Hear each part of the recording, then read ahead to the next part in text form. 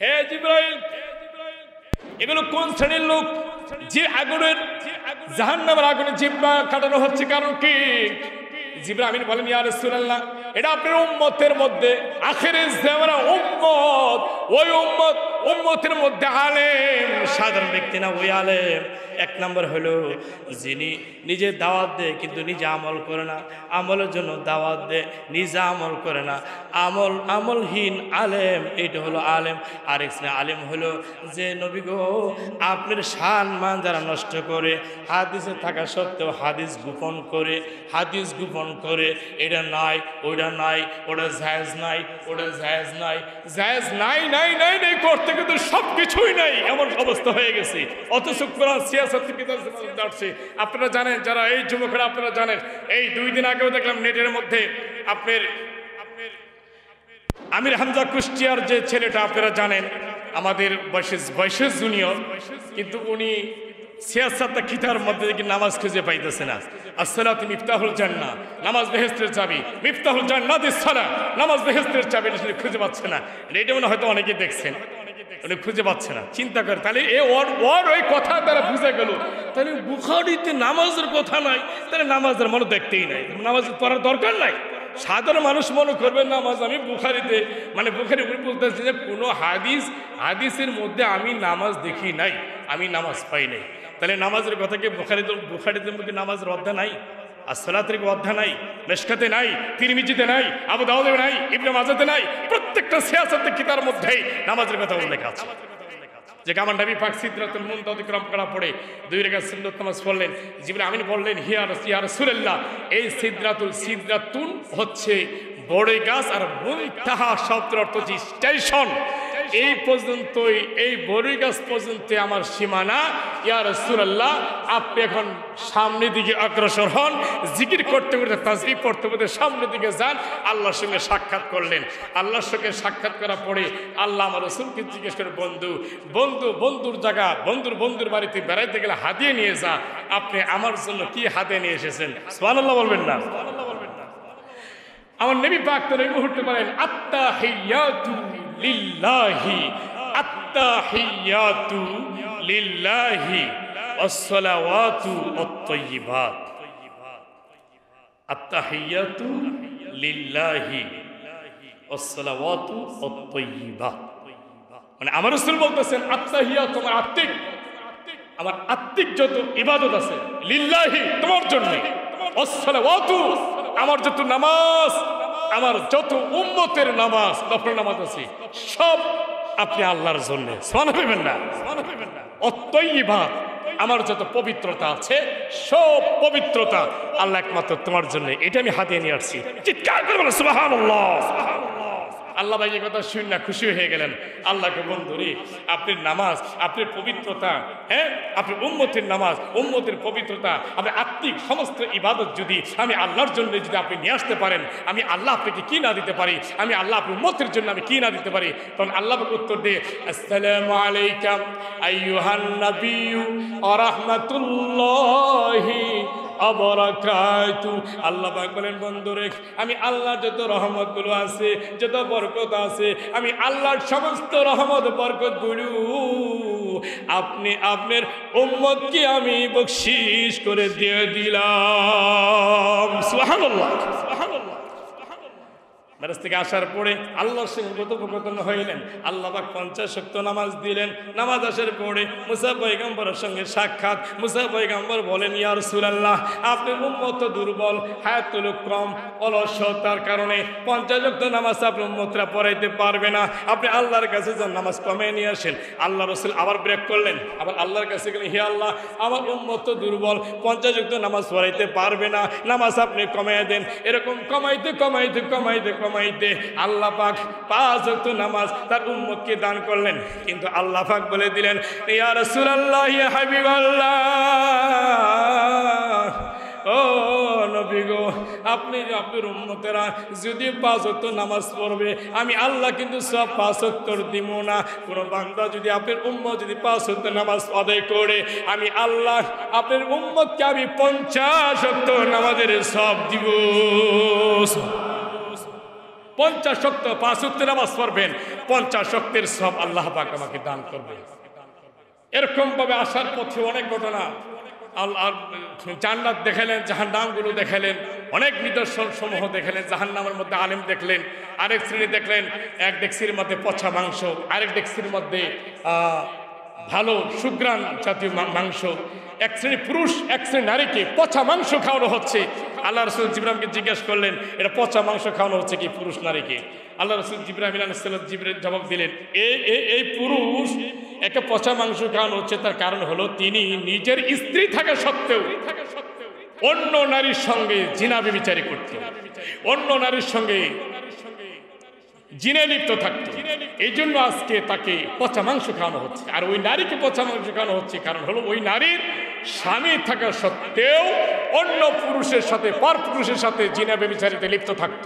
অন্য পর পুরুষের জিনা ব্যভিচারে লিপ্ত থাকার কারণে আজকে হাসরের ময়দানে আল্লাহ পাক তাকে জাহান্নামী পচা মাংস খাওয়ানো হচ্ছে। আর কিছু রাস্তা আগাইতে গেলেন যে আল্লাহ তাআলা তাকে মাথার মধ্যে পাথর দিয়ে চূর্ণ বিচূর্ণ করতেছে, মাথা মধ্যে পাথর নিক্ষেপ করতেছে, চূর্ণ বিচূর্ণ হয়ে যাচ্ছে, আবার মাথায় জোড়া নিয়ে যাচ্ছে, জোড়া নিতেছে।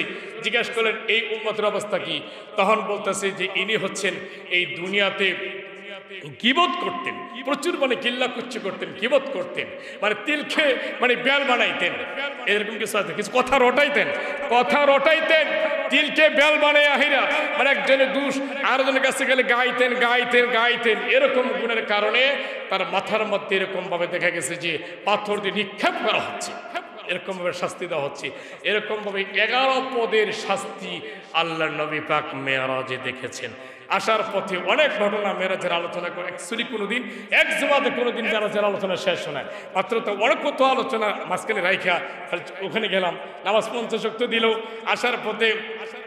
আসার পথে উনি আল্লাহ রসুল পাক এই মক্কার একজন কাফেলা দেখতে পাইলেন। ওই কাফেলাটা খাজনান, মানে খাজনান নামে একটা জায়গা, ওখানে রসুল একটু নামছেন। নামার পরে কাফেলাটা রসুল চিনছেন যে এই কাফেলাটা আমার মক্কার এলাকার, আমাদের এলাকার কাফেলা। ওখানে একটা উট, তিল উলা একটা উট রশিদে বাইন্দারা ছিল, বা রশি সিরা উটটা একটু দূরে কাশ খাইতেছে, আর একটা পাত্রের মধ্যে পানিটা ঢাকা ছিল। ওই পাত্র ঢাকনাটা খুললা আমি রসুল পানিটা খাইয়া আমি চলে আসছি।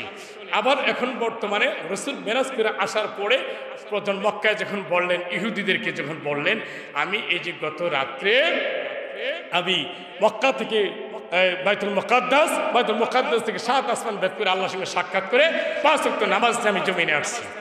তখন তো এই ইহুদিদের মধ্যে কেউ বিশ্বাস করে না। সর্বপ্রথম ইহুদিরা গিয়ে আবু বকরকে বললো যে হে আবু বকর তোমার রসুল নাকি? দেখো উনি নাকি মেরাজ বলে করছে, আজকে রাতে মক্কা থেকে বাইতুল মুকাদ্দাস থেকে নাকি আল্লাহ বন্ধু সাক্ষাৎ করে আবার ফিরে আসছেন, কিভাবে সম্ভব? আবুকে জিজ্ঞাসা করেন সত্যি বলছে রসুল? হ্যাঁ, মানে ভগবান আল্লাহর কসম, ভগবানের কসম, মানে ওই ইহুদিরা ওরা বলতেছে ভগবানের কসম তোমার নবী, এটা আমাদের সাথে বলছে।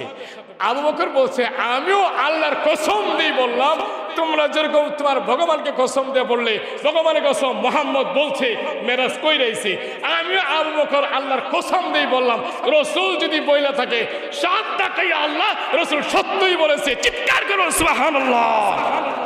রসুল মিথ্যা বলতে পারে? ওই মুহূর্তের মধ্যে আল্লাহ পাকে আবু বকর সিদ্দিক রাদিয়াল্লাহু তাআলা সাক্ষী দেওয়াতে আল্লাহ খুশি হইয়া রসুল পাকে জিবরাইল পাঠাই দিলেন, হে জিবরাইল আমি সিদ্দিক আবু বকরের নামের সাথে সিদ্দিক উপাধি দেওয়া, মানে সবচেয়ে বিশ্বাসী, সাধারণ বিশ্বাসী না, মানে বিশ্বাসীর চেয়েও বিশ্বাসী আপনি আবু বকর। উনি বলছিলেন যে তোমাদের বিশ্বাস করেন, তোমাদের কাফেলাদের মধ্যে ওই খাজনান নামক স্থানে তোমাদের একটা ব্যবসায়িক কাফেলা আছে, ওখানে পাত্র খুলে পানি খেয়ে আসছি, তাদের তিরুল একটা উট আমি দেখে আসছি, এবং এখন বর্তমানে ওই কাফেলাটা এই তানওয়াইম জায়গার মধ্যে আছে। রসুল সাক্ষী দিলেন। এখন তারা চাবে ধরছে যে তাহলে বাইতুল মুকাদ্দাসে তারা ব্যবসা করতো, সব চিনত বাইতুল মুকাদ্দাস দেখার জন্য। এখন তো বাইতুল মুকাদ্দাসে কয়টা দরজা কয়টা জানে, এটা তো আল্লাহ রসুল তো কখনো জানতেন না। আল্লাহ তাআলা কয়টা চিন্তা করার কোনো কারণ নাই। আল্লাহ তাআলা জিবরাইল আমিনকে দিয়ে বাইতুল মুকাদ্দাস জিবরাইল আলাইহিস সালাতু ওয়াস সালামের হাতের মধ্যে বাইতুল মুকাদ্দাস ধরে দিয়েছেন। আমার রসুল বাইতুল মুকাদ্দাসের কয়টা দরজা, কয়টা জানালা দেখা ইহুদিদেরকে জবাব দিয়েছেন। বলেন সুবহানাল্লাহ। আল্লাহ পাক যে সংক্ষেপ আজকে পবিত্র মেরাজের আলোচনা যে আমরা শুনলাম, এই কথাগুলির উপর আল্লাহ পাক আমাদের সকলকে আমল করতে তৌফিক দান করুন, আমিন। আজকে রাতে যাদের মনে চায় আপনারা ইনশাআল্লাহ নফল নামাজ, পবিত্র লাইলাতুল মেরাজের নামাজ পড়বেন। যারা নফল রোজা অনেকে রাখছে, আজকে রাতে বাতে আগামীকাল নফল রোজা রাখতে পারবেন। আল্লাহ আমাদের সকলকে বিষয়গুলোর উপর আমল করে তৌফিক দান করে, বলো আমিন। আমার বন্ধুরা, আমার আল্লাহ পাক তার নবী মুহাম্মদুর রাসূলুল্লাহ সাল্লাল্লাহু আলাইহি ওয়াসাল্লামকে মেরাজ করাইছেন। এই দুনিয়া মক্কা থেকে যখন আমার নবী পাককে যখন আল্লাহ পাক সংবাদ দিলেন, তখন ওই মুহূর্তের মধ্যে আমার নবী পাক হাতিমে কাবা, হাদিসের মধ্যে আসছেন তিনি হাতিমে কাবার কাছে ছিলেন। আরেকটি বর্ণনাতে আছে আমার নবী পাক তার ফুফি উম্মে হানির ঘরে তিনি রেস্টে আছিলেন। আমার নবী পাক বলেন, আমি আমার ফুফু উম্মে হানির ঘরে আমি রেস্টে ছিলাম, তখন আমি দেখলাম আমার ফুফির ঘরের ছাদ ফেটে দুখণ্ডিত হয়ে মাঝখানে জিবরাইল আলাইহিস সালাতু ওয়াস সালাম এসে আমার সামনে এসে বললেন, আল্লাহর নবী গো, আল্লাহ পাক আপনাকে একটি সুসংবাদ দিচ্ছেন। কি সুসংবাদ দিচ্ছেন? সুবহানাল্লাযী আসরা বিআবদিহি লাইলাম মিনাল মাসজিদিল হারাম ইলাল মাসজিদিল আকসাল্লাযী বারাকনা হাওলাহু লিনুরিয়াহু মিন আয়াতিনা ইন্নাহু হুয়াস সামিউল বাসীর। ভাইয়ের আমার, বন্ধুরা আমার আল্লাহ পাক হযরত জিবরাইল আলাইহিস সালাতু ওয়াস সালাম বলেন, নবী গো, আমার আল্লাহ পাক আপনাকে একটি সংবাদ দিয়ে দিলেন। সংবাদটা কি? সুবহানাল্লাযী আসরা বিআবদিহি লাইলাম মিনাল মাসজিদিল হারাম। আমার আল্লাহ পাক বলতেছেন, নিশ্চয়ই মহান আল্লাহ বড়ই পবিত্র, নিশ্চয়ই মহান আল্লাহ পাক বড়ই মহান পবিত্র, যিনি মহান সত্য, যিনি মহান সত্তা রব্বুল আলামিন তার বন্ধু, আপন বন্ধু রহমাতুল লিল আলামিনকে মসজিদুল হারাম থেকে মসজিদে আকসা পর্যন্ত আপনি আমার নবীকে ভ্রমণ করেছিলেন। বলেন সুবহানাল্লাহ। ভাইয়ের আমার, বন্ধুরা আমার আল্লাহ পাক জিবরাইলকে বলেন, জিবরাইল,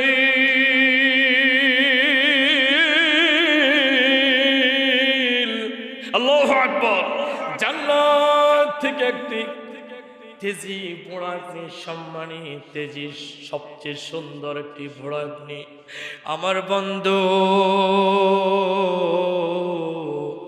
আমার দোস্তুর কাছে নিয়ে যাও। আমার দোস্তুর কাছে নিয়ে গিয়ে বলো, ইয়া রাসূলুল্লাহ, ইয়া হাবিবাল্লাহ, আল্লাহ পাক আপনাকে হুকুম করেছেন, আদেশ করেছেন, নির্দেশ করেছেন, আপনি এই বুরাকের মাধ্যমে মসজিদুল হারাম থেকে আপনি মসজিদে আকসা পর্যন্ত আপনি ভ্রমণ করবেন। হুকুম করেছে, বলেন কে? আল্লাহ। আল্লাহ পাক হুকুম করলেন, তখন আমার নবী পাক বুরাকের মধ্যে উঠবেন। কিন্তু এর আগে জিবরাইল আলাইহিস সালাতু ওয়াস সালাম আমার নবীকে বলেন, নবী গো, ইয়া রাসূলুল্লাহ, বুরাকে ওঠার আগে একটা কাজ আছে। আল্লাহ পাক আমাকে হুকুম করেছেন, নির্দেশ করেছেন, হাকিমে কাবার কাছে আপনি সিনা সাক করতে হবে। সিনা সাক বুঝাইতে নবী পাকের বুক মুবারক দুখণ্ডিত করে ফাঁক করে জমজম কুয়ার পানি দিয়ে, জান্নাতি পানি জমজম কুয়ার পানি দিয়ে নবী পাকের সিনা মুবারক দৌত করলেন। আবার জিবরাইল আলাইহিস সালাতু ওয়াস সালাম বুকটা আবার আগের মতো আবার লাগিয়ে দিলেন। তখন দেখা গেল আমার নবী পাক বলেন, জিবরাইল, আপনি আমাকে সিনা সাক করলেন। সিনা সাক করার পরে আমি বুঝতে পারলাম দুনিয়ার চাঁদ কি পরিমাণে আলু দেয়, সূর্য কি পরিমাণে আলু দেয়, তার চেয়ে অধিক পরিমাণে নূর যেমন আল্লাহ পাক আমার সিনার ভিতরে ঢুকে দিয়েছেন। বলেন সুবহানাল্লাহ। এখন আমি সাত আসমান আরশ কুরসি লৌহ কলম পৃথিবীর কুল কায়নাত সব কিছু যেন আমার চোখের নাগালের যেন আমি দেখতে পাচ্ছি। বলেন ইয়া রাসূলুল্লাহ, ইয়া রাসূলুল্লাহ। আমি সব কিছু আমি দেখতে পাচ্ছি, আমার কাছে এমন মনে হচ্ছে। রসুল পাককে সিনা সাক করেছেন, কিতার মধ্যে আসছে, কে বলেছেন 3 বার, কোনো মুফাসসিরিন কিরাম ব্যাখ্যা করেছেন নবী পাকের 5 বার মতন করে 7 বার পর্যন্ত সিনা সাক করাইছে। সিনা সাক করার পরে আল্লাহর নবী জিবরাইল আলাইহিস সালাতু ওয়াস সালাম, আপনি আমার নবী নবী হায়াতুন নবী জিন্দা নবী রাহমাতুল লিল আলামিনকে পুর জান্নাতি বুরাকের মধ্যে উঠাইয়া মসজিদুল হারাম থেকে মসজিদে আকসা পর্যন্ত যেন তিনি রওনা হয়ে গেলেন। রওনা হওয়ার পথে আমার নবী পাক বর্ণনা করেন, আমি দেখলাম যাওয়ার পথে একজন পয়গম্বর, একজন নবী এবং রাসূল হযরত মূসা আলাইহিস সালাতু ওয়াস সালামকে আমি দেখলাম, তিনি কবরের মধ্যে দাঁড়াইয়া দাঁড়াইয়া তিনি নামাজ পড়তেছিলেন। বলা যাবে নি সুবহানাল্লাহ? এই কথার দ্বারা প্রমাণিত হলো, আমি বলতে চাই মিশকাত শরীফের মধ্যে হাদিসটা আসছে, মুসলিম শরীফের মধ্যে আসছে, আবু দাউদ শরীফের মধ্যে আসছে, নবী পাক মেরাজে যাওয়ার পথে মুসা আলাইহিস সালাতু ওয়াস সালাম কবরে তিনি 2 নামাজ পড়তেছিলেন। আল্লাহর নবী স্বচক্ষে দেখেছেন, দেখে এসে বর্ণনা করেছেন। তাহলে এই জগতে বর্তমান ফিতনা ফাসাদের জামানা, কিছু কিছু মানুষ যারা বলে থাকেন নবীরা তো কবর মধ্যে মুর্দা, নাউজুবিল্লাহ কইবেন না, আমার রাসূলকে নিয়ে কটূক্তি করে, নবীর নাকি মরে গেছে, পলে গছে গেছে, পচে গেছে, গলে গেছে, নাউজুবিল্লাহ। মুসা আলাইহিস সালাতু ওয়াস সালাম, নবীদের রক্ত, নবীদের মাংস মাটি খাওয়া হারাম, আগুনে খাওয়া হারাম, পানি খাওয়া হারাম, বাতাসে খাওয়া হারাম, সমস্ত নবী রাসূলদের দেহ অক্ষত কবরের মধ্যে জিন্দা অবস্থায় আছে। বলেন সুবহানাল্লাহ। মুসা আলাইহিস সালাতু ওয়াস সালামকে আমার নবী পাক দেখলেন, তিনি 3 দিন দাঁড়ায় নামাজ পড়তেছেন। যখন নাকি আমার নবী সাল্লাল্লাহু আলাইহি ওয়াসাল্লাম বুরাকের মাধ্যমে মসজিদে আকসা গেলেন, মসজিদে হারাম থেকে মসজিদে আকসাতে গেলেন, মসজিদে আকসার সামনে খেজুর গাছের সাথে ওই জান্নাতি বুরাকটা বাঁধলেন।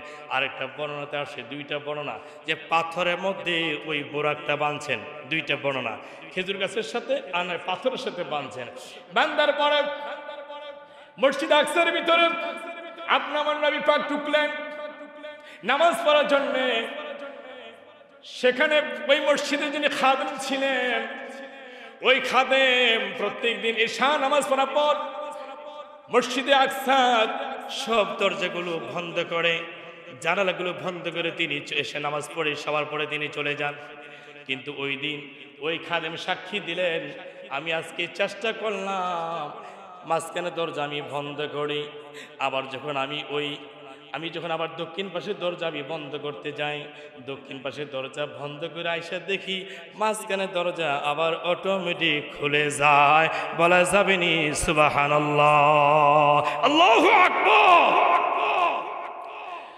আবার যখন আমি মাঝখানে দরজা আমি বন্ধ করি, মাঝখানে দরজা মসজিদ আকসার মাঝখানে দরজা বন্ধ করে, আবার যখন আমি উত্তর পাশের দরজা যখন আমি আবার বন্ধ করতে যাই, উত্তর পাশের দরজা বন্ধ করে আইসা দেখি আবার দক্ষিণ পাশের দরজা অটোমেটিক খুলে যায়। বলা যাবে নি মারহাবা ইয়া রাসূলুল্লাহ। ওই খাদেম সাক্ষী দিলেন, আমি 139 বছর বয়স ধরে, আমার বয়স হলো 139 বছর বয়স। ওই মসজিদে আকসার খাদেমের তিনি বলতেছেন 139 বছর বয়স। এর মধ্যে আমি 97 বছর পর্যন্ত মসজিদের আকসার খাদেম হিসাবে আমি দায়িত্ব পালন করতেছি। বলা যাবে নি সুবহানাল্লাহ। এই দৃশ্য আমি কখনো পাই নাই, যে মসজিদ দরজা একটা বন্ধ করলে আরেকটা খুলে যায়, এই দৃশ্য আমি কখনো পাই নাই। ওই খাদেম চিন্তা করলেন যে নিশ্চয়ই কোনো আল্লাহ পাকের বিশেষ কোনো মেহমান, আল্লাহ পাকের কোনো ভিআইপি কোনো মেহমান আজকে আমার এই মসজিদের ভিতরে প্রবেশ করবে, নচেত আমি প্রত্যেক দিনের মতো দরজা বন্ধ করে, কিন্তু দরজা এখন তো বন্ধ হচ্ছে না, দরজা আবার অটোমেটিক খুলে যাচ্ছে, নিশ্চয়ই কোনো একটা রহস্য আছে, আল্লাহ পিয়ারা কোনো বান্দা মসজিদে প্রবেশ করবেন। তার পরক্ষণেই অল্প কিছুক্ষণ পরেই আপনি আমার নবী, দয়ার নবী, মায়ের নবী, হায়াতুন নবী, জিন্দা নবী, নূর নবী, নূর মুজাসসাম, নূর মুকাররম, রাহমাতুল রহমাতুল্লিল, বলুন জবান দিয়ে বলেন রহমাতুল্লিল আলামিন নবী সেই মসজিদের ভিতরে প্রবেশ করলেন। সুবহানাল্লাহ বলবেন না? আমার নবী মসজিদের ভিতরে প্রবেশ করলেন, 2 রাকাত নামাজ পড়লেন। নামাজের শেষে যখন তিনি খেজুর গাছ থেকে ওই বোরাকটা, যে খেজুর গাছের সঙ্গে বোরাকের রশি যে বাঁধছিলেন, আল্লাহ পাক খেজুর গাছের জবান খুলে দিলেন। বলেন সুবহানাল্লাহ। খেজুর গাছের জবান খুলে দিলেন। খেজুর গাছ কয়, ইয়া রাসূলুল্লাহ, ইয়া হাবিবাল্লাহ, পৃথিবীতে অনেক মাখলুক আছে, অনেক গাছ আছে, কিন্তু কোন গাছের মধ্যে তো আপনি জান্নাতি বোরাকটা তো বাঁধেন নাই। আর আপনি যাচ্ছেন আজকে আল্লাহর সঙ্গে সাক্ষাৎ করার জন্য, দিদার করার জন্য। আপনার জান্নাতি বোরাক আমার গায়ের সঙ্গে, আমার খেজুর গাছের সঙ্গে যে আপনি বাঁধলেন, এটা স্মৃতির জন্য একটা নিদর্শন আপনার কাছে আমি চাই গো নবী। আমার নবী পাক কয়, খেজুর গাছ রে, তোকে দেখলে তো আমারও স্মরণ হয়, কারণ আমার মসজিদে মিম্বরে, আমার মসজিদে নববীর আমি যেখানে দাঁড়াইয়া আমি খুতবা দিতাম, ভাষণ দিতাম, ওইটাও তো খেজুর গাছের গুড়াই ছিল, উসনে হান্নানা। ওই উসনে হান্নানার মধ্যে আমি দাঁড়াইয়া আমি ভাষণ দিতাম, আমি বক্তৃতা ইসলাম প্রচার আমি কথা বলতাম। যেদিন থেকে আমি তোর এই খেজুর গাছকে আমি সরাইয়া দিই, মসজিদে নববীর কোণে আমি রেখে দিই, আমি সকালে শুনতে পাই ওই খেজুর গাছের থেকে কান্নার আওয়াজ শুনতে পাই। বলেন সুবহানাল্লাহ। আমি আলীকে জিজ্ঞাসা করি, হে শের খুদা আলী, আজ জুমার দিন মসজিদে প্রবেশ করছিস, আমি জিজ্ঞেস করি মসজিদের ভিতরে কোনো কান্নার আওয়াজ পাওয়া যায়নি। শের খুদা মৌলা আলী কাররামাল্লাহু ওয়াজহু তিনি বলতেছেন, নবী গো, আমি তো কিছুক্ষণ সময় ধরে মসজিদের ভিতরে একটা মানুষের কান্নার আওয়াজ শুনতে পাইতেছি, মানুষের কণ্ঠের আওয়াজের মতো। আমি তো আপনাকে জিজ্ঞেস করতাম ওই কান্নার আওয়াজটা কার? নবী বলতেছেন, হে শের খুদা মৌলা আলী উসমান, এই কান্নার শব্দ অন্য কারণ, অন্য কিছু নয়, ওই কান্নার আওয়াজটাই হলো ওই মসজিদের নববীর কোণার মধ্যে দেখো আমার ওই মিম্বার, যে মিম্বার মধ্যে আমি দাঁড়াইয়া ইসলামের কথা বলতাম, ভাষণ দিতাম, তোদের সঙ্গে ইসলাম আমি দাওয়াত দিতাম। ওই খেজুর গাছ উসনে হান্নানা, ওই মিম্বার, ওই খেজুর গাছের গোড়া আমি যখন মিম্বার থেকে তাকে আমি সরাইয়া দিলাম, সরাই দেওয়ার কারণ থেকে ওখান থেকে জ্যান্ত মানুষের মতো কান্নার আওয়াজ শোনা যাইতেছে। বলা যাবেনি সুবহানাল্লাহ। আমার নবী নূর নবী নূর মুজাসসাম রাহমাতুল আলামিন বলতেছেন, ওই মসজিদ আকসার খেজুর গাছ, ও খেজুর গাছ, তোর জন্য আমি দোয়া করে দিলাম। ইমাম বাইহাকি রাহিমাহুল্লাহ দালাইলুন নবুওয়াতের 4th খণ্ডের মধ্যে লাইলাতুল মেরাজের অধ্যায়, ওই আল্লাহর ওলি ইমাম বাইহাকি রাহিমাহুল্লাহ দালাইলুন নবুওয়াতের 4th খণ্ডে লাইলাতুল মেরাজের অধ্যায় তিনি সর্বপ্রথম আলোচনাটাই এনেছেন ওই খেজুর গাছের ইতিহাস। বলা যাবেনি সুবহানাল্লাহ। আমার নবী দোয়া করলেন, খেজুর গাছটা আমি তোর জন্য দোয়া করলাম, এই গাছের মধ্যে আমি দোয়া করে দিলাম, তোর এই গাছের মধ্যে এই ফল যে হবে, মানে খেজুর গাছের যে বাদা, পশ্চিম পাশ দিয়ে যে খেজুরের বাদা কাটবে, পশ্চিম সাইড খেজুরের বাদা কাটার পরে যখন আবার পূর্ব সাইড যাবে কাটার জন্যে, পূর্ব সাইড খেজুরের ওই গাছের বাদা, খেজুরের বাদা কাটার পরে যখন ফিরে পশ্চিম দিকে আসবে, এসে দেখবি আবার পূর্বের মতো ওই জায়গাটা খেজুরে পরিণত হয়ে গেছে। বলেন সুবহানাল্লাহ, আল্লাহু আকবার, ইয়া রাসূলুল্লাহ। আমার রাসূলের বরকত আছে না নাই? আমার রাসূল পাকের বরকত আছে না নাই? এই খেজুর গাছের জন্য আমার রাসূল দোয়া করে গেলেন, তোর হায়াত আমি দোয়া করে দিলাম, আল্লাহ যেন তোর হায়াত অধিক পরিমাণে হায়াত দেয়। আজ থেকে 1450 বছর আগে আমার নবী 1450 বছর আগে মেরাজ করেছেন, আর ওই খেজুর গাছের জন্য দোয়া করছেন। এখন পর্যন্ত সেই বাইতুল মুকাদ্দাস, এখনো সেই বাইতুল মুকাদ্দাসের সামনে ওই খেজুর গাছ এখনো আছে, এখনো আছে, এখনো আছে। সুবহানাল্লাহ বলেন। সেখান থেকে রফরফের মাধ্যমে আল্লাহর হুকুমে আপনি আমার নবী প্রথম আসমান থেকে নিয়ে সপ্তম আসমান পর্যন্ত সফর করবেন। কিভাবে সফর করবেন? আমার নবী পাক জিবরাইল আলাইহিস সালাতু ওয়াস সালাম সঙ্গে নিয়ে আমার নবীকে মেরাজের আলোচনা, এদিকে দেখুন মূল্যবান আলোচনা, ওই আমার রফরফের মাধ্যমে মসজিদে হারাম দিবসে আকসা থেকে নিয়ে রফরফের মাধ্যমে সিঁড়ির মাধ্যমে বা এইভাবে বা বুরাক হোক আর সিঁড়ির মাধ্যমে হোক, আল্লাহ পাক জিবরাইল আমিনকে নিয়ে আমার রাসূলকে নিয়ে প্রথম আসমানে গেলেন। প্রথম আসমানে আমার নবী পাক বলেন, প্রথম আসমানে হযরতে আদম আলাইহিস সালাতু ওয়াস সালামের সঙ্গে সাক্ষাৎ বলা যাবে নি? সুবহানাল্লাহ। পয়গম্বর আদম সফিউল্লাহ আলাইহিস সালাতু ওয়াস সালাম আমার নবীকে দেখে বলেন, মারহাবা মারহাবা ইয়া রাসূলুল্লাহ আলাইকুম, মারহাবা ইয়া রাসূলুল্লাহ আলাইকুম। ওরে আমার সন্তান, ও আমার সন্তান। আদম আলাইহিস সালাতু ওয়াস সালামের সঙ্গে আমার নবীর প্রথম আসমানের সাক্ষাৎ হয়ে গেল। আদম আলাইহিস সালাম, আদম সফিউল্লাহ আলাইহিস সালাতু ওয়াস সালাম বললেন, সন্তান রে, আমি আদম থেকে নিয়ে কিয়ামত পর্যন্ত যত বিশ্বাসী অবিশ্বাসী যত আদম জাতি আছে সব তো আমার উদরের সন্তান। কিন্তু আমার উদরের সন্তানের মধ্যে আল্লাহ, আমি আদম তোমার যে আমি পিতা, এই জন্য জাতির পিতাকে ইব্রাহিম আলাইহিস সালাম, কিন্তু আমাদের আদি পিতা হল হযরতে আদম আলাইহিস সালাম।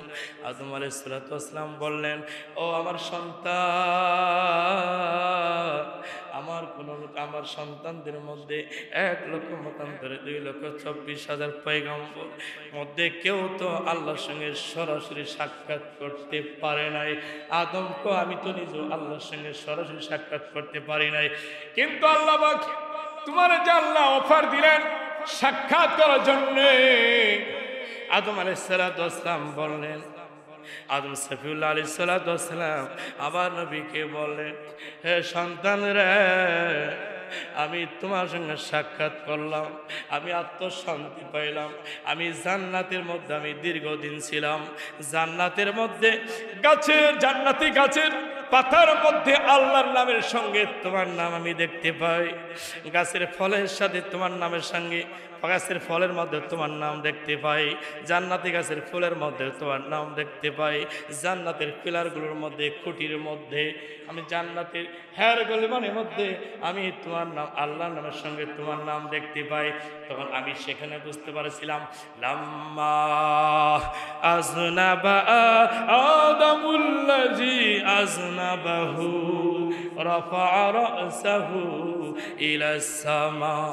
আদম আলাইহিস সালাম বলতেছেন, বাবারে, ও আমার সন্তান, আমি যখন আল্লাহর হুকুম অমান্য করে আমি জমিনে চলে আসছিলাম, তখন আল্লাহর নামের সঙ্গে যে তোমার নাম আমি দেখতে পাই, তোমার নামের উসিলায় আমি 350 বছর আমি এই জমিনে আরাফার ময়দানে আমি 350 বছর আমি কান্নাকাটি করেছি। এই জমিনে 350 বছর কান্নাকাটি পড়ে ওই আরাফার ময়দানে আমি আল্লাহর কাছে বলেছিলাম, লাম্মা আযনাবা আদামুল্লাযী আযনাবাহু রাফা রাসাহু ইলাস সামা। আদম আলাইহিস সালাম বললেন, ও আমার সন্তান রে, আমি আর কোনো দিক নিদর্শন আমি খুঁজে পাচ্ছি না।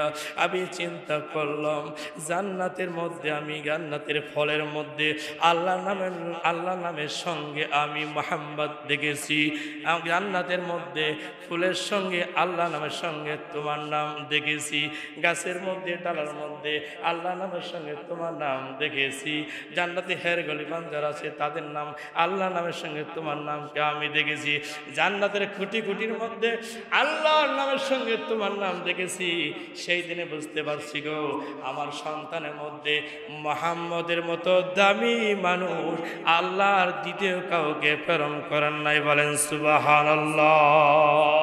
ইয়া রাসূলুল্লাহ। দ্বিতীয় আসমানে, প্রথম আসমানে আদম সফিউল্লাহ আলাইহিস সালাতু ওয়াস সালামের সঙ্গে আল্লাহ সাক্ষাৎ করে দ্বিতীয় আসমানে চলে গেলেন। দ্বিতীয় আসমানে ওখানে নবীরা অপেক্ষা করতেছিলেন হযরতে ঈসা আলাইহিস সালাতু ওয়াস সালাম, এবং দ্বিতীয় হলো হযরতে ইয়াহইয়া আলাইহিস সালাতু ওয়াস সালাম, জাকারিয়া নবীর সন্তান ইয়াহইয়া। দ্বিতীয় আসমানে আমার নবীর সঙ্গে মেরাজে যাওয়ার সময়, আপনি আমার নবী মেরাজে যাওয়ার সময় দ্বিতীয় আসমানের মধ্যে হযরতে ঈসা আলাইহিস সালাতু ওয়াস সালাম ও হযরতে ইয়াহইয়া আলাইহিস সালাতু ওয়াস সালামের সঙ্গে সাক্ষাৎ। প্রত্যেকটা নবী দাঁড়াইয়া আপনি আমার নবীর অপেক্ষা করতেছে।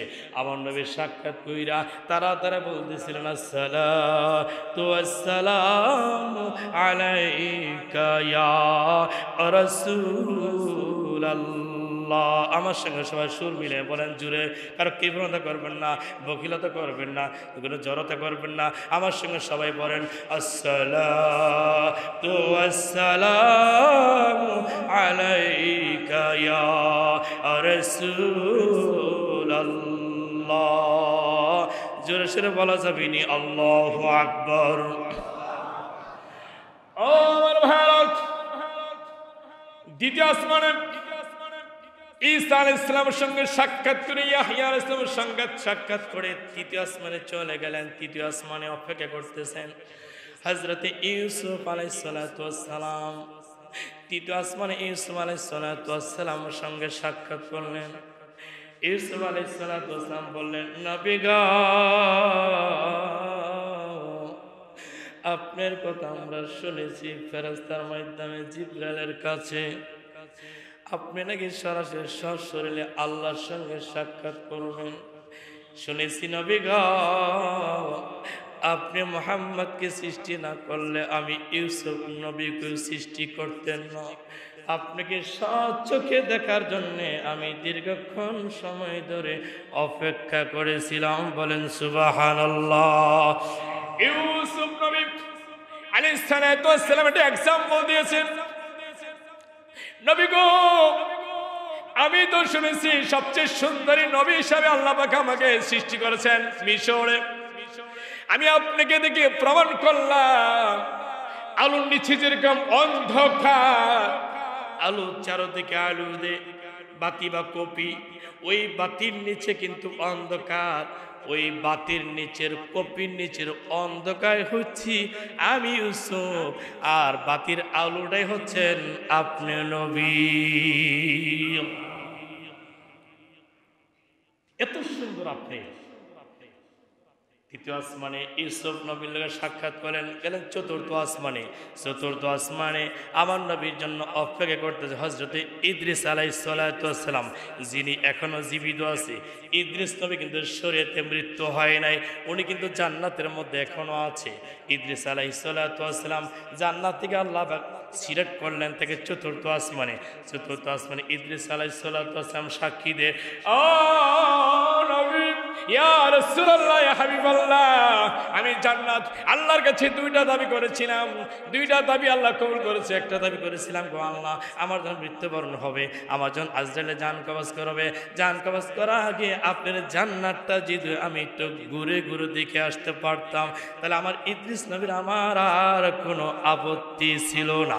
দুই নম্বর আপত্তি হলো, আমার যখন মৃত্যু হবে, আমি তো তোমার তাসবিহ পড়ি, তোমার জন্য জিকির করি, তোমার কোরআনে পাক তিলাওয়াত করি, তোমার নামাজ পড়ি, যখন আমি ওই ইবাদত করতে করতে করতে করতেই যেন আমার মৃত্যু হয়, বলা যাবে নি সুবহানাল্লাহ। জান্নাতের মধ্যে আমি ইদ্রিস নবী দেখেছি গো নবী ইয়া রাসূলুল্লাহ। জান্নাতের মধ্যে আল্লাহ পাক আমাকে যে সিংহাসন চেয়ারের মধ্যে আমাকে বসাইছে, ওই চেয়ারে প্রত্যেকটা শাখায় শাখায় আল্লাহর নামের সঙ্গে লা ইলাহা ইল্লাল্লাহ, আল্লাহর নামের সঙ্গে আপনার নাম আমি দেখতে পাই। জান্নাতের সমস্ত গাছ তরুলতা ফুল ফল সমস্ত সাজ নিয়ামতের সঙ্গে আল্লাহ নামে দেখতে পায়। ওই দিন বুঝতে পারলাম জান্নাতের মধ্যে আল্লাহ নামের সঙ্গে যে ব্যক্তির নাম একসঙ্গে উল্লেখ করা আছে এই ব্যক্তিরা দুনিয়ার কোনো সাধারণ ব্যক্তি না, অনেক দামি ব্যক্তি। বলেন সুবহানাল্লাহ। পঞ্চম আসমানে হযরতে হারুন আলাইহিস সালাতু ওয়াস সালামের সঙ্গে সাক্ষাৎ। ষষ্ঠ আসমানে হযরতে মূসা আলাইহিস সালাতু ওয়াস সালামের সঙ্গে সাক্ষাৎ। মূসা আলাইহিস সালাতু ওয়াস সালাম বললেন, ইয়া রাসূলুল্লাহ, ইয়া হাবিবাল্লাহ, আপনার কথা শুনেছি, আপনার সঙ্গে যে আমি সাক্ষাৎ করলাম, আপনাকে আমি কি হাদিয়া দিব গো নবী? আপনার উম্মতকে আমি কি হাদিয়া দিব? মূসা আলাইহিস সালাতু ওয়াস সালাম বললেন, নবী গো, ইয়া রাসূলুল্লাহ, আপনি যখন আরশে আজিমে যাবেন, সিদরাতুল মুনতাহা অতিক্রম করবেন, আল্লাহর সন্নিকটে যখন আপনি যাবেন, তখন আপনি আমি মুসার জন্য 2 রাকাত নফল নামাজ পড়বেন। ভাই ওমর মূসা আলাইহিস সালাতু ওয়াস সালাম বলেন, ইয়া রাসূলুল্লাহ, হাবিবাল্লাহ, এই 2 রাকাত নামাজ আমি মুসার জন্য নয়, এই 2 রাকাত নফল নামাজ আপনার উম্মতের জন্য আমি মুসা দান করে দিলাম। বলেন সুবহানাল্লাহ। এজন্য আমরা জুমার নামাজের শেষে 2 রাকাত নফল নামাজ পড়ি, মাগরিবের নামাজের পরে 2 রাকাত নফল নামাজ পড়ি, এশা নামাজের পরে 2 রাকাত নফল নামাজ পড়ি, যোহর নামাজের পরে 2 রাকাত নফল নামাজ পড়ি, তারাবি নামাজের শেষে 2 রাকাত নফল নামাজ পড়ি। এই নফল নামাজ 2 রাকাত হলো ওই মূসা আলাইহিস সালাতু ওয়াস সালামের হাদিয়া। বলা যাবে নি জোরে সুরে মারহাবা। একটা থেকে একটা আমল থেকে আরেকটা আমলের কনফিউশন সম্পর্ক আছে। ষষ্ঠ আসমানে হযরত মূসা আলাইহিস সালাতু ওয়াস সালামের সঙ্গে সাক্ষাৎ। সপ্তম আসমান, এই সপ্তম যে আসমান, এই সপ্তম আসমানের মধ্যে আমার নবী পাক দেখলেন হযরতে ইব্রাহিম খলিলুল্লাহ আলাইহিস সালাতু ওয়াস সালাম বাইতুল মামুর মসজিদের সঙ্গে হেলান দিয়ে তিনি বসা আছেন। আমার নবী পাককে দেখার পরে ইব্রাহিম আলাইহিস সালাতু ওয়াস সালাম বললেন, আমি তন্দ্রা ঘুমন্ত অবস্থায় যেমন ছিলাম, আমি এখানে অল্প কিছুক্ষণ আগে দেখতে পেলাম আমার নাকের মধ্যে এমন একটা ঘ্রাণ আমার ভিতরে আসছে, আমার মনে হচ্ছে যে পৃথিবীর আল্লাহর সৃষ্টি বেশ আমরা চাইতেও এর চেয়ে অধিক পরিমাণ একটা ঘ্রাণ, জান্নাতি ফুল, জান্নাতি সুঘ্রাণ আমার নাকের মধ্যে চলে আসলো। আমি চোখ খুললাম, চোখ খোলা পরে দেখলাম আমার সামনে ওই নবী মুহাম্মদ রাসূলুল্লাহ সাল্লাল্লাহু আলাইহি ওয়াসাল্লামের জন্য যেখানে আমি দীর্ঘক্ষণ যার জন্য অপেক্ষা করে বসেছিলাম, উনি আমার সামনে এসে হাজির। বলা যাবে নি সুবহানাল্লাহ। ইব্রাহিম আলাইহিস সালাতু ওয়াস সালাম দাঁড়ায় গেলেন, দাঁড়িয়ে আমার নবী পাককে সালাম দিলেন, আসসালাতু ওয়াসসালামু আলাইকা ইয়া রাসূলুল্লাহ। নবী পাক জিজ্ঞাসা করলেন, ইব্রাহিম আলাইহিস সালাতু ওয়াস সালাম, এখান থেকে একটা কলমের সপ্তম আসমানে একটা কলমের আওয়াজ পাওয়া যায়, কি জানি লেখার আওয়াজ পাওয়া যায়, ওই লেখার আওয়াজটা কি? ইব্রাহিম আলাইহিস সালাতু ওয়াস সালাম জবাব দিলেন, নবী গো, ওই লেখাটা হচ্ছে আরশ, কুরসি, লৌহ, কলম। আরশ, কুরসি, লৌহ, কলম। ওই কলমটা হচ্ছে আল্লাহর শুধুমাত্র একটা হুকুম, আপনার উম্মতের ভাগ্য নির্ধারণ করতেছে। বলা যাবে নি সুবহানাল্লাহ। আপনার উম্মতের ভাগ্য লিখছেন আল্লাহ। কাউকে ধনী করতেছেন আল্লাহ, কাউকে গরিব করতেছেন। নদীর কুল ভাঙ্গে কুল ভরে, ওইতে নদীর খেলা। সকালবেলা বাচ্চারে তুই ফকির, সন্ধ্যাবেলা। বলেন ঠিক কিনা? হযরতে ইব্রাহিম আলাইহিস সালাতু ওয়াস সালাম বলেন, নবী গো, আপনি উম্মতের ভাগ্য লেখন করা হচ্ছে। কাউকে ধনী থেকে গরিব বানাইতেছেন, কাউকে গরিব থেকে ধনী বানাইতেছেন, কাউকে আল্লাহ রাজত্ব দিতেছেন, কারো হাত থেকে রাজত্ব ছিনে নিতেছেন। এইগুলোর মালিক কে? বলুন মালিক কে? আল্লাহ। সপ্তম আসমানে পৌঁছার পরে এর মধ্যে জিবরাইল আলাইহিস সালাতু ওয়াস সালাম আল্লাহ রাসূলকে জাহান্নামগুলো ঘুরে ঘুরে দেখালেন। কি দেখালেন? জাহান্নামগুলো ঘুরে ঘুরে দেখালেন, জান্নাত দেখালেন। জাহান্নাম ঘুরে ঘুরে দেখার পরে দেখতে আল্লাহ নবী দেখতে পারেন দুই শ্রেণী আলেমের জিহ্বা কাটা হইতেছে। জাহান্নামের আগুনের কেচি দিয়ে দুই শ্রেণী আলেমের জিহ্বা কাটা হচ্ছে। আমার নবী জিহ্বা জিজ্ঞাসা করলেন, হে জিবরাইল,